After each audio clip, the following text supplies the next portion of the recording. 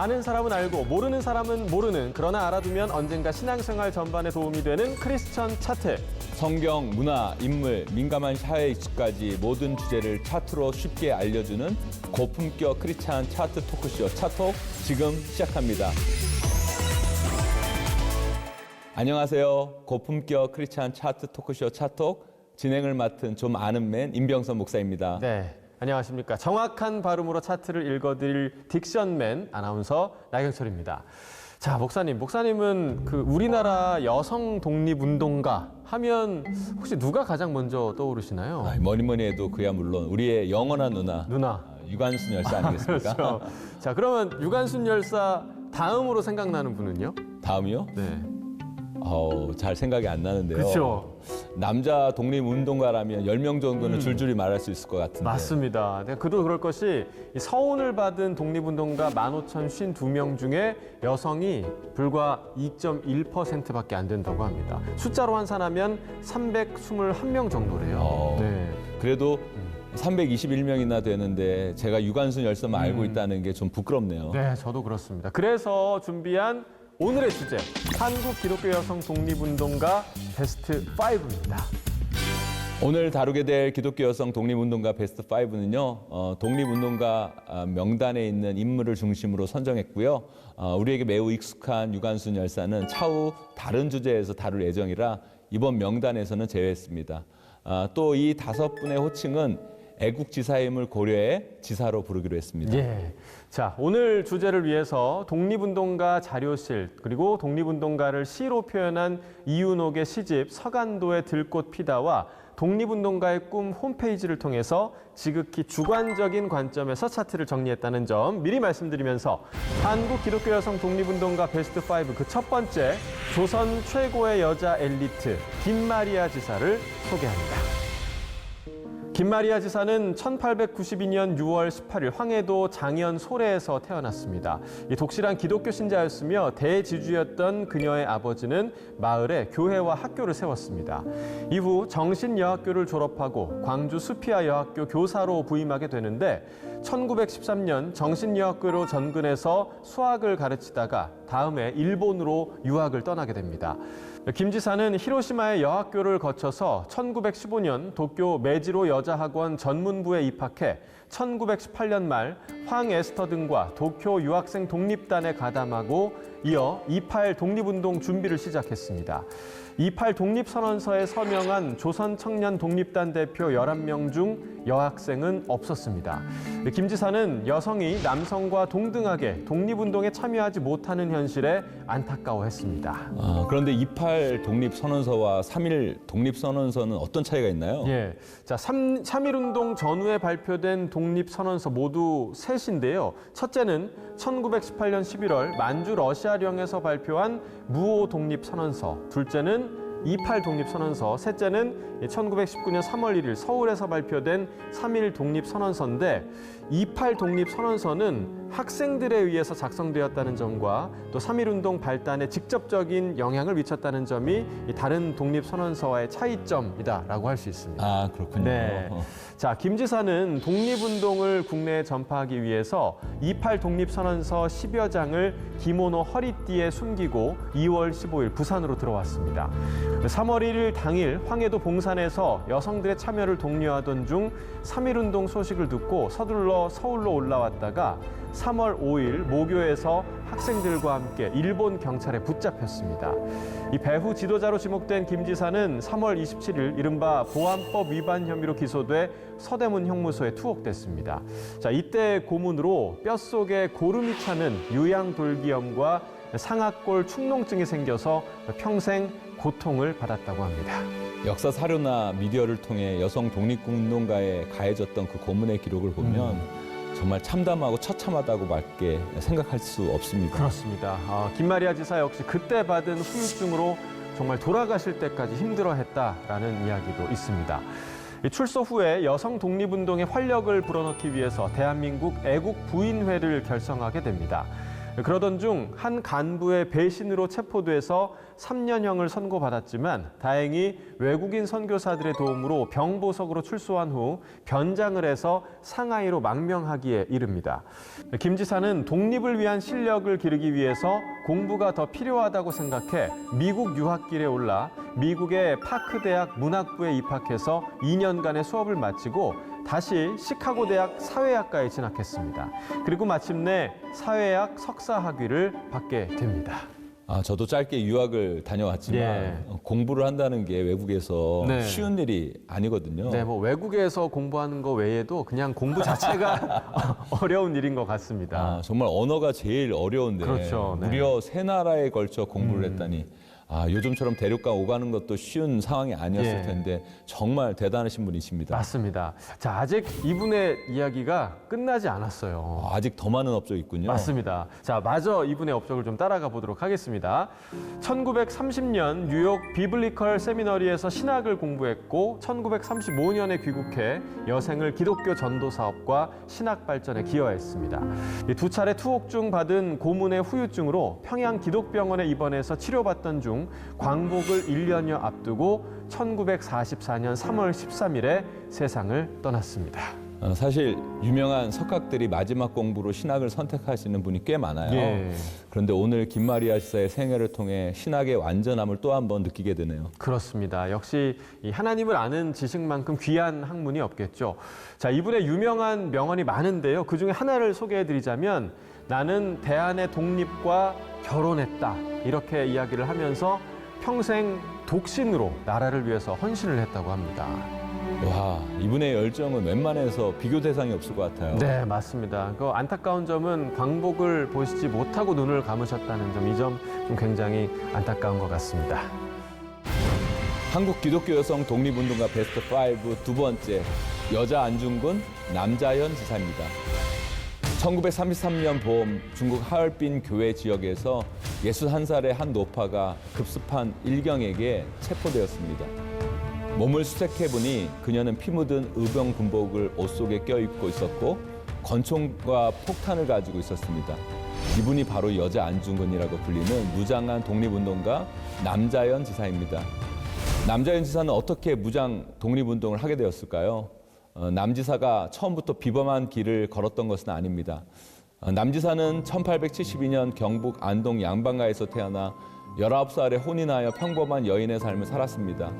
그러나 1896년 의병에 가담한 남편이 전사하면서 그녀의 인생은 크게 바뀌었습니다. 그녀는 가장으로서 생계를 책임지면서 독립운동에 참여하게 되었고요. 부친이 의병 부대를 조직하자 의병을 모집하고 정보를 수집하는 활동을 도왔고 1919년에는 3.1 독립운동에 가담해 독립선언서를 배부하기도 했습니다. 그리고 아들과 함께 중국으로 망명해 서로 군정서에 가입해 무장 독립운동에 참여했습니다. 남지사는 여성의 몸으로 일본의 요인을 처단하는 두 번의 거사를 계획했고 무토 노부요시를 처단하는 두 번째 계획을 실행하던 중 일경에게 체포되었습니다. 체포 당시 그녀는 남편이 전사할 때 입었던 의병 군복을 입고 있었고 무토를 처단할 권총과 폭탄을 가지고 있었습니다. 네. 자, 혹시 그 이분이 지난 2015년이었나요? 그때 개봉한 영화 암살의 주요 모티브가 됐던 그분 아닌가요? 맞습니다. 네. 영화 속에서는 전지현 배우가 맞아요. 장총을 지니고 다니지만 실제로는 권총 한 자루와 탄환 8발을 가지고 암살 계획을 세웠다고 해요. 예. 남자연 지사가 여자 안중근이라고 부르는 데에는 또 다른 이유가 있습니다. 1932년 하얼빈에 국제조사단이 파견되자 남자연은 한국의 강력한 독립의 의지를 전달하고자 자신의 손가락을 잘라 혈서를 쓰고 이를 조사단에 보냈습니다.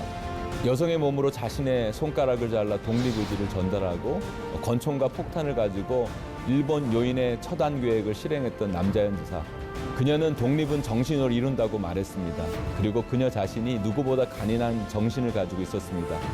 6개월 동안 갖은 폭형을 받다가 단시투쟁을 전개하고 보성으로 석박되었으나 독립은 정신으로 이루어지느라라는 말을 남기고 하얼빈에서 세상을 떠났습니다. 네, 정말 대단한 분인 것 같습니다. 이분은요, 안창호, 또 김동삼 등 애국지사 47명이 체포가 되자 석방이 될 때까지 옥바라지를 했고 또 부상병 간호, 여성 교육 활동에 주력해서 독립군의 어머니라는 별칭도 가지고 있습니다. 뿐만 아니라 남주에서 독립운동 당시 남만주에서 북만주로 가는 동안 기독교인이 된 후 만주에 12개의 교회를 설립했다고 해요. 야, 또 교회까지 세우고요. 또 다른 일화를 좀 소개를 해드리자면 남지사가 숨을 거두는 순간에도 아들에게 당시 갖고 있던 중국 돈 248원을 내놓으면서 우리나라가 독립되면 축하금으로 이 돈을 내라라고 이야기를 했다고 합니다. 실제로 이 돈은 유족들이 해방 이후 1946년 3월 1일에 거행된 3.1절 기념식에서 김구와 이승만에게 전달을 했다고 합니다. 이 정부는 1962년 남자연 지사에게 건국훈장 대통령장을 추서했습니다. 한국 기독교 여성 독립운동가 베스트 5 그 세 번째, 유관순 못지않은 독립운동가 조화벽 지사. 이 조화벽 지사는 1895년 10월 17일 강원도 양양의 감리교 전도사였던 조영순의 무남 동녀로 태어납니다. 개화된 부모님의 영향으로 1910년 원산 성경학교와 1912년 원산 류씨 여학교에서 수학한 후 멀리 떨어진 개성의 호수돈 여자고등보통학교로 입학을 했습니다. 그렇게 호수돈 여고보 입학은 조화벽 여사의 삶을 크게 바꾸는 계기가 됩니다. 당시 여성들이 집안에서 받은 교육이 전부일 때 이미 복음으로 괴화된 부모님으로부터 자신의 삶을 크게 바꾸는 계기를 만들었네요. 맞습니다. 자, 그리고 뒤이어 발생한 3.1운동의 발발, 그 과정에서 생긴 고흥 유씨 집안과의 자연스러운 인연은 유관순의 오빠 유우석과의 결혼으로 이어지고요.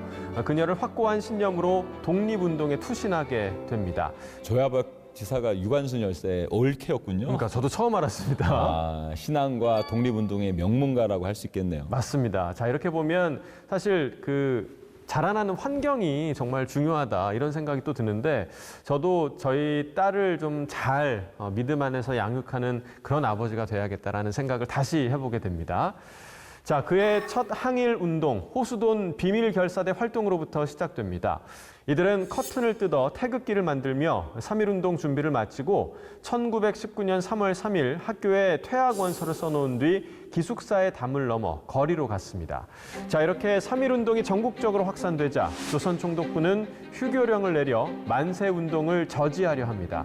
그러나 이 조치는 지방 학생들이 고향으로 복귀하면서 시국 상황을 지방 곳곳에 전달하는 효과를 낳았고 3.1 만세운동은 전국적으로 확산이 됩니다. 강원 지역은 외부와의 소통이 원활한 지역이 아니었기 때문에 이때까지는 조용했는데요. 하지만 호수돈 비밀결사대 활동 이후 조화벽 지사가 고향인 양양으로 복귀하면서 사정은 달라집니다. 경찰은 소지물을 전부 압수하고 관사로 끌고 가서 신문을 했는데 이 가방에 버섯목 솜 속에 숨겨둔 독립선언서는 발각되지 않아서 무사히 조화벽 지사와 함께 양양에 도착합니다. 그리고 그것은 곧 강원 지역에서 가장 치열하게 전개된 양양 3.1운동의 씨앗이 됐는데요.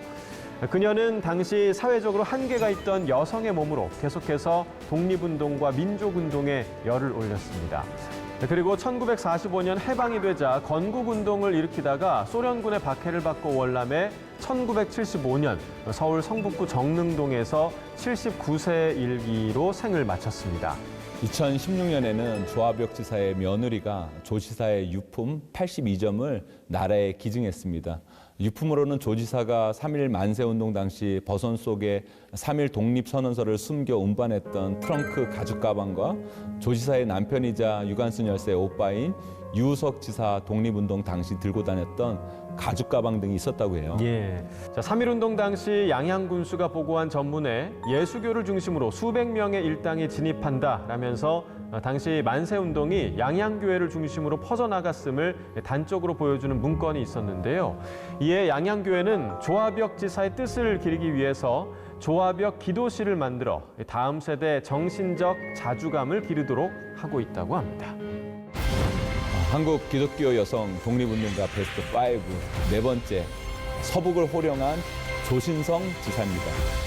조신성 지사는 1873년 평안북도 의주에서 출생했거든요. 예. 어려서 부모님을 여의고 16살의 어린 나이에 결혼했지만 불행하게도 22살에 과부가 되었습니다. 이런 비극적인 그녀의 인생의 변화가 찾아왔죠. 기독교를 믿고 교육을 받게 되면서 조신성이 여성과 민족에 대한 새로운 눈을 뜨게 된 것입니다. 이후 그녀는 24살에 서울에 와서 이화학당과 교원 양성소에서 공부하고 소학교 선생님이 되었습니다. 28살부터는 6년 동안 이화학당 사감으로 재직하면서 한국 최초의 조선부인회를 조직하여 활동하였고 도산 안창호 등 여러 독립운동가들을 만나 교류하였습니다. 이러한 인연으로 일본 유학에서 돌아온 1910년에는 평양 진명여학교의 교장직을 맡아 활동했다고 그래요. 예. 자, 이 조신성 지사가 당시 기독교를 선택한 데는 좀 시대적 상황이 좀 있었을 것 같아요. 반상의 법도가 강했던 조선사회가 법률상 재가의 자유가 선언된 것은 1894년 갑오개혁 때부터인데요. 예. 혁명적인 선언이기는 했으나 실제로는 재가하는 사람들이 드물었다고 그래요. 예. 그에 반해 기독교는 반상의 구분 없이 특히 과부에게 우호적이었기 때문에 조신성 지사가 기독교로 귀의하지 않았나 생각을 하게 됩니다. 예. 조신성 지사는 1920년 11월에는 평안남도 맹산 일대에서 독립투쟁을 벌였던 대한독립청년단에 가담해서 활동하던 중 체포되었습니다. 옥고를 치르고 1923년 6월에야 풀려났습니다. 예, 풀려났지만 이 조 지사가 출소를 남겨두고 복역을 더하게 된 사건이 있다고 들었습니다. 대한독립단 청년을 구하기 위해 불신 검문을 하는 일본 순경을 껴안고 뒹굴어 공무집행 방해죄로 6개월 징역형을 받고 평안 감옥에서 복역했는데요. 만기 추록할 즈음 맹산 선유봉의 독립운동 활약 사실이 밝혀져 또다시 복역하게 되었습니다. 야, 정말 그야말로 좀 강심장이지 않나 그런 생각이 좀 드네요. 그뿐만 아니라 군자금을 조달하기 위해 우체국을 습격 3,000원을 빼앗아 임시정부에 보내기도 했다는 일화도 있습니다. 예. 이후 항일 여성운동단체인 근우의 평양지회 회장으로서 여성운동을 이끄는 한편 가난한 아동을 위해 학교를 설립하고 교육에 매진했습니다. 해방 후 식단 통지 문제로 한창 시끄럽던 1945년 11월 27일 북조선 여성동맹 위원장이라는 직책을 제시하는 공산당의 제의를 거부하고 월남하여 서울에 정착하였습니다.